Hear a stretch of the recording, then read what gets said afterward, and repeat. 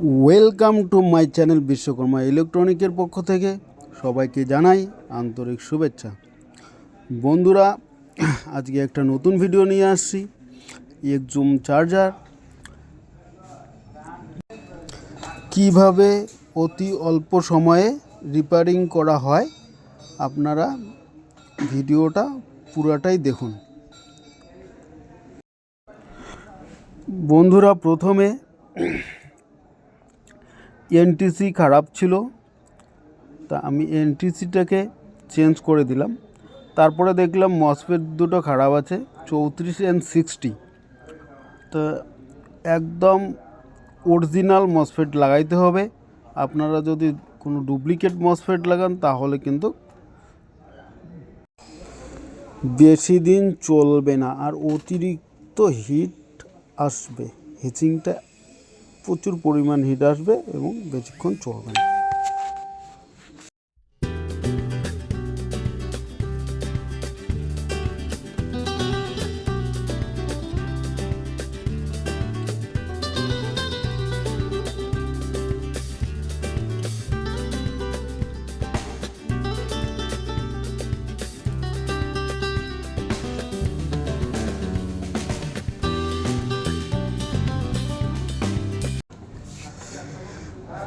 আমি মসফেট দুটো ভালো করে ফিটিং করে, মসফেটের মাথাগুলো ভালো করে কাটিং করে আমি সোল্ডারিং করে নিচ্ছি।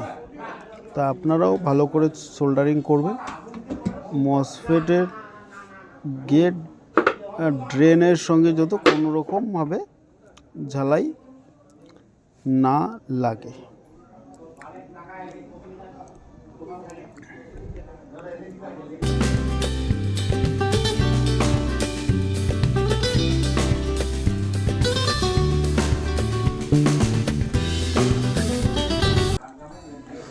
বন্ধুরা, আমার ঝালাই দেওয়ার কাজ অলরেডি শেষ।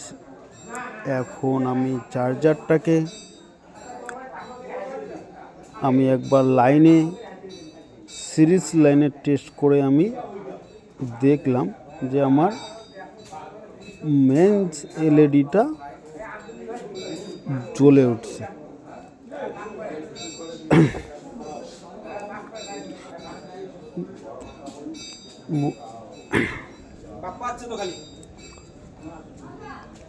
বন্ধুরা, মেন এলইডিটা জ্বলে উঠছে। এখন দেখতে পাচ্ছেন, এখন ক্যাপাসিটার ভোল্টেজ, ফিল্টারিং ভোল্টেজটা 319,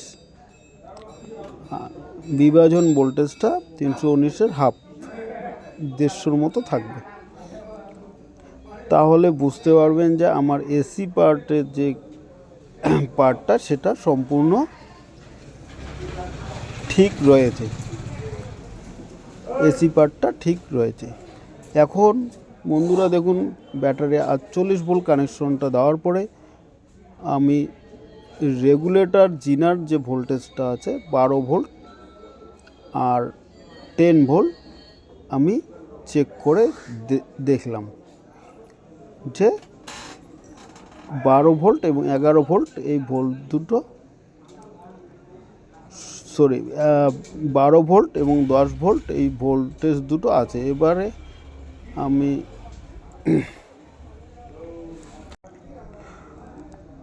প্রপেচার এসিটাতে দেখলাম যে 5 ভোল্ট আসছে এবং ফিডব্যাক ভোল্টেজ মোটামুটি 2-এর পাশাপাশি কিন্তু চলে আসছে, 1.71 ভোল্টেজ।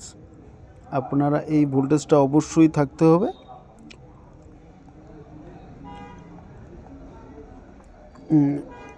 1.72 ভোল্টেজ, এটা হচ্ছে ফিডব্যাক ভোল্টেজ। ফিডব্যাক